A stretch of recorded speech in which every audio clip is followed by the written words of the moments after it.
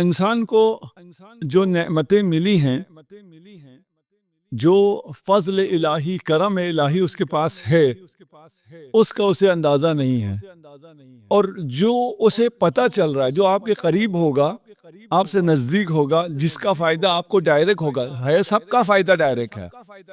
آسمان میں جو ستارے ہیں، گلیکسیز ہیں، ان کا بھی ہمیں ڈائریکٹ فائدہ ہے، لیکن وہ دور ہیں، ان کی عظمت کی وجہ سے ہم ان کو احساس نہیں کر پاتے۔ جو ہمارے نزدیک ہیں ان کو تو ہم زیادہ احساس کر پاتے ہیں، اس پہ ہمیں خدا کا شکر ادا کرنا چاہیے۔ یہ مرکز اور اس مرکز کو تاسیس جن ہستیوں نے کیا، اور والد معظم اللہ والاولیاء اللہ میں سے ایک ولی تھے جو آپ کے شہر میں تھے، نزدیک تھے، اور ہر کسی کے دسترسی میں تھے۔ شکر کیا تھا؟ ان سے استفادہ کرنا۔ ابھی بھی جو علماء موجود ہیں ان سے استفادہ شکر ہے۔ ابھی اعلان ہوا کہ علم آئے گا مصائب کے بعد، یہ علم ابھی مرقد کے باہر لگا ہوا ہے۔ یہ بھی اللہ کی نعمتوں میں سے ایک نعمت ہے۔ آپ یہ علم وہ ہے جو امام حسین کے گنبد کے اوپر لہراتا رہا ہے۔ یہ بہت کم جگہوں پہ ہے۔ کربلا جائیں تو بھی ہم اس علم کو چھو نہیں سکتے، وہ بہت بلندی پہ ہوتا ہے۔ یہ ابھی آپ کے قریب آ گیا ہے، اور میں انتظامیہ سے، اپنے برادران سے درخواست کروں گا، کیونکہ یہ بات میری بہنوں تک بھی پہنچ رہی ہے اور وہ ان کا ایکسس یہاں نہیں ہے، تو کل اس علم کو اس طرف کالج کے، کوثر کالج کے لان میں خواتین کی طرف لگا دیجئے، تاکہ ہماری مائیں بہنیں بھی انشاءاللہ استفادہ کر سکے۔ صلوات پڑھیے محمد عالم۔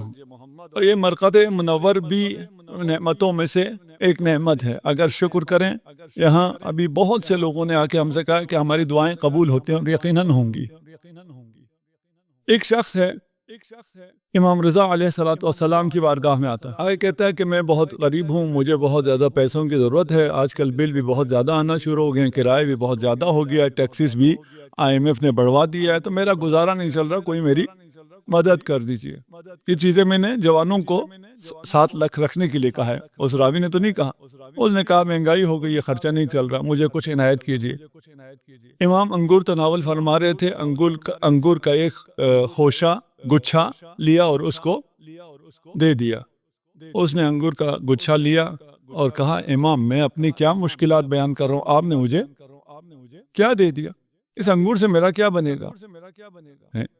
50,000 تو میرا صرف بجلی کا بل آیا ہوا ہے، تو اس انگور سے میرا کیا بنے گا؟ امام نے کچھ نہیں ارشاد فرمایا، وہی جو دیا تھا وہ ناراض ہو گیا، جا کے کونے میں بیٹھ گیا، جہاں کوئی نہیں ہے اس کی طرف اشارہ کرتا، جا کے کونے میں بیٹھ گیا۔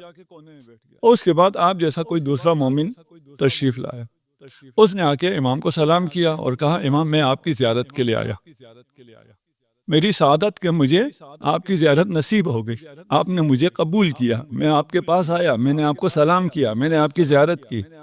امام نے اس انگور میں سے انگور کا ایک دانہ اٹھا کے اسے عطا کیا۔ پہلے والے کو کتنا دیا تھا؟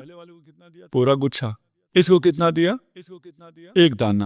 اس نے وہ دانہ لیا، امام کا شکریہ ادا کیا، میں آپ سے ملنے آیا تھا، آپ کی زیارت کو آیا تھا، میں نے زیارت بھی پا لی، آپ سے تبرک بھی پا لیا، میں اب اس ایک انار کے دانے کو لے کے جاؤں گا، اس کو پانی میں بھگاؤں گا، وہ پانی اپنے پورے رشتہ داروں میں تقسیم کروں گا۔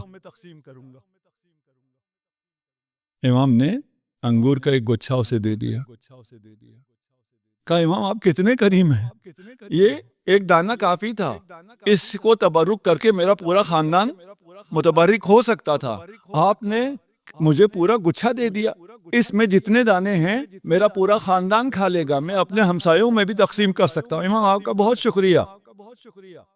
امام نے جو باسکٹ پڑی ہوئی تھی وہ پوری اس کو دے دی، یہ انگوروں کی باسکٹ تو لے لے۔ اب وقت کم ہے اس لیے میں باقی کلمات ادا نہیں کرتا، باقی آپ جانتے ہیں۔ اس نے اس پر بھی شکریہ ادا کیا۔ امام نے کہا کاغذ قلم لا کے دو۔ کاغذ قلم لا کے دیا گیا، امام نے لکھا کہ یہ باغ، یہ انگور جس باغ سے ہیں وہ باغ بھی میں نے اس کو عطا کر دیا۔ آپ نے بھی سبحان اللہ کہا، وہ بھی بہت خوش ہوا۔ اس نے کہا میں اب آپ کا کیسے شکریہ ادا کر سکتا ہوں، میں تو ان چیزوں کے لیے آیا ہی نہیں تھا، مجھے ہم نے انگور بھی، تبرک بھی، باغ بھی، سب کچھ عطا کر دیا۔ امام نے اس کے نیچے لکھا اس باغ کے اطراف میں میری جتنی جائیداد ہے وہ بھی اس کی. وہ بندہ تو بہت خوش ہوا. ناراض کون ہوا؟ دیکھ وہ جو اس کونے میں بیٹھا تھا جو پہلے آیا تھا کہ مہنگائی بہت ہو گئی ہے، وہ وہاں سے بولا امام پریشان حال میں تھا، مانگا میں نے تھا، ضرورت مجھے تھی. یہ آیا اس نے کہا مجھے ضرورت نہیں ہے، میں صرف آپ کی زیارت کے لیے آیا ہوں. ایک انگور پہ بھی خوش تھا، انگور کے خوشے پہ بھی خوش تھا، انگور کا باغ بھی اسے دے دیا، اطراف کی جائیداد بھی اسے دے دی، مجھے کیوں نہیں دیا؟ امام نے تحریر فرمایا لَإِن شَكَرْتُمْ لَأَزِيدَنَّكُمْ. اب یہ بچوں کے لیے، بڑے بھی سمجھ لیں تو کوئی حرج نہیں. آپ کبھی کوئی چیز مانگتے ہیں، آپ کو اس سے کم ملتی ہے، آپ ناراض ہو جاتے ہیں. میں نے مانگا کیا تھا، دیا کیا؟ اگر ناراض ہو جائیں لَإِن كَفَرْتُمْ إِنَّ عَذَابِي لَشَدِيدٌ.